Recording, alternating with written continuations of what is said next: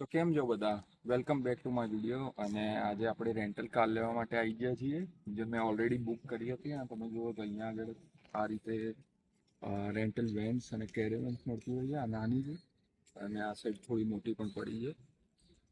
મેં already book કરી છે. હું કાલે પિકઅપ કરવાનો હતો, પણ એઝ યુ નો મારી ફ્લાઇટ ડિલે થઈ, તો આજે પિક કરવા આવ્યા છીએ. સો અમે જ્યુસી કંપનીથી કાર હાયર કરી છે. અમે એક એક્સ્ટ્રા ડ્રાઈવર એડ કરાયો કૃતિને, એટલે $2 પર ડે એક્સ્ટ્રા થશે. પણ સારું, ક્યારેક મારે રેસ્ટ લેવો હોય તો એ ડ્રાઈવ કરી લે. અહીંયા એમની પાસે કોફી મશીન બી હતું, તો આપણે એક કોફી લીધી છે. અને હવે એ લોકો કારના ફોટોઝ ક્લિક કરશે, એટલે જોવે પછી કમ્પેર કરીને જ્યારે આપણે રિટર્ન કરીએ કે કંઈ ડેમેજ તો છે નહીં ને, એના પછી આપણને કાર આપશે. તો ફાઇનલી આપણને કી મળી ગઈ છે. આપણે સ્વિફ્ટ છે, KRB192. I think one of this હશે, કારણ કે આ 3 પડી છે. હા, આ ફર્સ્ટ વન છે આપણે ઇન્ડિયામાં આવે એવી જ સ્વિફ્ટ છે. અને અમે 2 જણ છીએ, એટલે અમે હેચબેક માંગી હતી. અને આઈ થિંક એ જ બેસ્ટ રહેશે અમારા માટે, કારણ કે બધો સામાન પણ આવી જાય ને 2 જણ પણ આવી જાય ઇઝી. તો આપણે ગાડીની અંદર આવી ગયા છીએ. બેઝિકલી આ જે રેગ્યુલર સ્વિફ્ટ હોય છે ઇન્ડિયામાં એ જ છે. અને મેજર વસ્તુ અમે નોટિસ કરી, તકલીફ એ પડશે કે આ ગાડીમાં પેલું ફોનમાંથી અહીંયા મેપ નહીં બતાવે, અને ફોનનું સ્ટેન્ડ છે નહીં. અને અમે બીજા દેશમાં જઈએ ઓબ્વિયસલી, તો એ મેપની એક ડિફિકલ્ટી પડશે. પણ હા, સમહાઉ એ કંઈક મેનેજ કરીશું. અમે અત્યારે જઈ રહ્યા છીએ, ક્યાં જઈ રહ્યા છીએ? અકાઓરા કરીને એક માઉન્ટેન રેન્જ છે અહીંયા આગળ. ત્યાં આગળ એક સિનિક રોડ છે ને એવું બધું છે. એ ફ્રેન્ચ કોલોની હતી પહેલાં, એટલે એનું ફ્રેન્ચ કનેક્શન પણ છે. લેટ્સ સી, જઈને જોઈએ કેવું છે.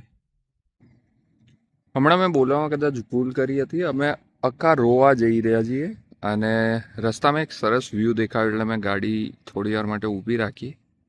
અને તમે જસ્ટ જુઓ કે આ વ્યૂ કેવો છે.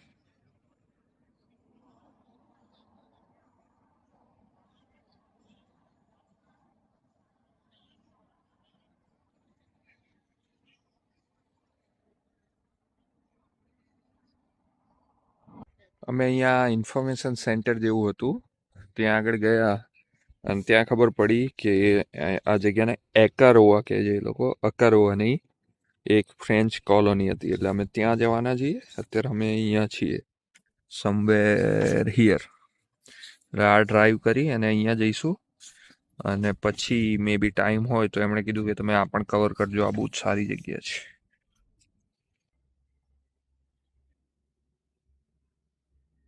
તો કે ધીસ કેટલું બ્યુટીફુલ છે. આટલી સારી જગ્યા મેં હમણાં રિસેન્ટલી તો ક્યાંય જોઈ નથી, પણ એકદમ આનંદદાયક છે ને એકદમ ક્વાઇટ છે. રસ્તા પર ઊભા છીએ અમે, સ્ટીલ ગાડીઓ એટલી છે નહીં, એટલો ટ્રાફિક નથી, એટલે બહુ સારું લાગે છે. તો ફાઇનલી અમે એક ડ્રાઈવ પછી એકારોવા પહોંચી ગયા છીએ. અને આ સરસ નાનું એવું ટાઉન છે. ત્યાં નાની નાની રેસ્ટોરન્ટ્સ અને કેફે આવેલા છે. એક બીચ પણ છે આની પાછળ, હું પછી બતાવું. અને આ કંઈક બનાવેલું છે. શું છે કૃતિ? આ કંઈક તો લાગી રહ્યું છે, ખબર નહીં હવે શું, પણ કંઈક છે. કંઈક છે એમ કૃતિ કહે છે. આઈ થિંક અહીંયા લોકો શું કહેવાય, માર્ટિયર થયા હશે, એમની યાદમાં બનાવેલું લાગે છે. કારણ કે ત્યાં સામે લખેલું છે એવું કે ધ ગ્લોરિયસ ડેડ. મેં જે ગેસ કરેલું એ સાચું નીકળ્યું.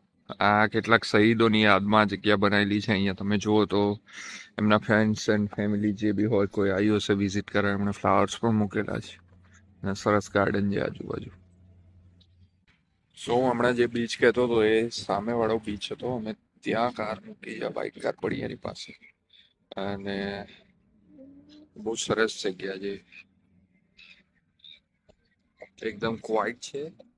પાણીનો અવાજ સંભળાય અને મેડિટેટિવ ફીલ થાય એવી જગ્યા છે. અગેન અમે તમે જુઓ તો અહીંયા એકારોવા ઇન્ફોર્મેશન સેન્ટર છે, એમાં ગયા. અને ત્યાંથી અમને એક મેપ આપ્યો, અને એમણે કીધું કે અહીંયા આગળ બેસ્ટ પ્લેસીસ કયા છે વિઝિટ કરવા. એક મ્યુઝિયમ છે, 150 યર ઓલ્ડ લાઇબ્રેરી છે. અહીંયા એક લુકઆઉટ પોઈન્ટ છે જે આપણે કવર કરી શકીએ છીએ. અને આ લાઇટ હાઉસ છે. અહીંયા એક મેરી પોલ છે, પોલ. સો લેટ્સ સી કેટલું કવર થાય છે, કારણ કે અહીંથી પાછા ક્રાઇસ્ટચર્ચની ડ્રાઈવ પણ છે 2 કલાક જેવી. તો જેટલું થાય એ તમને બતાવીએ.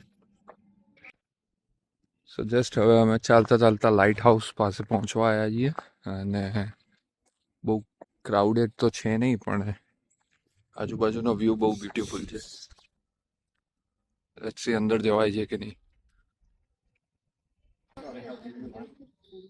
બહુ જ સરસ વ્યૂ દેખાઈ રહ્યો છે આ લાઇટ હાઉસ પરથી. અને આ દીવાદાંડીમાં ઉપર આવવાની ફી 5 ન્યૂઝીલેન્ડ હતી. આનાથી ઉપર આપણે જઈ શકતા નથી. અને આ બાજુમાં એક યોટ ક્લબ છે, એટલે અહીંયા બધી યોટ્સ ઊભી છે. આમાં એવું કંઈક હોય છે કે તમે યોટ ક્લબના મેમ્બર હો તો એની જગ્યામાં તમે તમારી યોટ પાર્ક કરી શકો.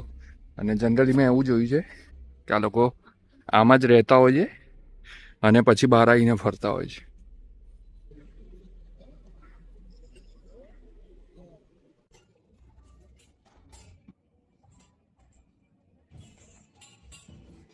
So do you guys do regular cleanup and maintenance, or how does it work?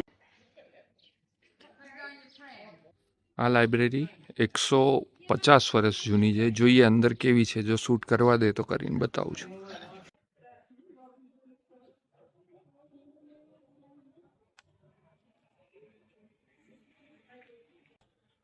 સા લાઇબ્રેરીની અંદર આવ્યા અને આ 18 સમથિંગમાં બનેલી છે. બિકોઝ હું છે ને નંબર ભૂલી જાઉં છું, નંબર અને યર, તો હું ફરી ભૂલી ગયો. પણ 150 વર્ષ થયા આના રિસેન્ટલી.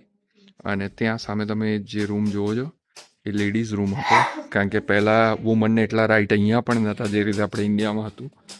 અને વુમન અલગ બેસતી અને મેન અહીંયા બેસતા હતા વાંચવા માટે. અહીંયા એમને એક કોર્નરમાં બધી જ ઓરિજિનલ જ્યારે લાઇબ્રેરી સ્ટાર્ટ થઈ હતી ત્યારની બુક કલેક્ટ કરી રાખી છે. Almost 150 year old. એટલે એવું હતું કે આ એકારો છે એ ફ્રેન્ચ લોકો અહીંયા આવી ગયા હતા અને ઇંગ્લિશ લોકો એટલે કે અંગ્રેજો એ નોર્થ આઇલેન્ડમાં હતા. તો નોર્થ આઇલેન્ડમાં જ્યારે એમને ખબર પડી કે ફ્રેન્ચ લોકો અહીંયા આવ્યા છે તો 4 જ દિવસમાં એ લોકો રસ કરીને અહીંયા આવી ગયા અને એમણે નોર્થ આઇલેન્ડને ક્લેમ કરી દીધો. એટલે બેઝિકલી ન્યૂઝીલેન્ડ જ્યારે કોલોનાઇઝ થયું ત્યારે અંગ્રેજોએ ખાલી નોર્થ આઇલેન્ડને જ કોલોનાઇઝ કર્યો હતો, પણ બિકોઝ ઓફ ફ્રેન્ચ પીપલ એમણે આને બી કરી દીધો. અને પછી ફ્રેન્ચ અહીંયાથી ગયા જ નથી, એટલે આ ફ્રેન્ચ ટાઉન છે. તો અમે અહીંયા એક લોકલ કેફેમાં ખાવા માટે આવ્યા છીએ અને કોઈ જ ઓપ્શન નહોતો, એટલે અમે બર્ગર મંગાવ્યો અને ચિપ્સ મંગાવી. એકચ્યુઅલમાં બર્ગરની જોડે પણ ચિપ્સ આવી અને અમે જે ચિપ્સ મંગાવી એ પણ આવી. અને એટલી બધી ક્વોન્ટિટીમાં આવી ને અમે આમ જનરલી ચિપ્સ ખાધે ખબર નહીં વરસ થઈ ગયું છે ખાતા જ નથી, પણ આવી હવે અનહેલ્ધી છે. પણ આજે એટલું બધું ચાલે છે કે થોડી ઘણી ખાઈ લઈશું, બાકી કંઈ નહીં. બાકી આ લોકલ કેફે હતું, એક નામ જે એનું કંઈક શું હતું, કોમન કેફે. તો ત્યાં આગળ મળી રહ્યું વેજીટેરિયનમાં, બસ આ જ ઓપ્શન હતો. પિઝા બી અવેલેબલ નહોતા આજુબાજુમાં, થાઈ ફૂડ હતું પણ એ ખાવું નહોતું. તો આ ખાઈએ છીએ અને હવે જઈશું ઘરે. તો આજના વિડીયોમાં સારું, મળીએ નવા વિડીયોમાં. બાય.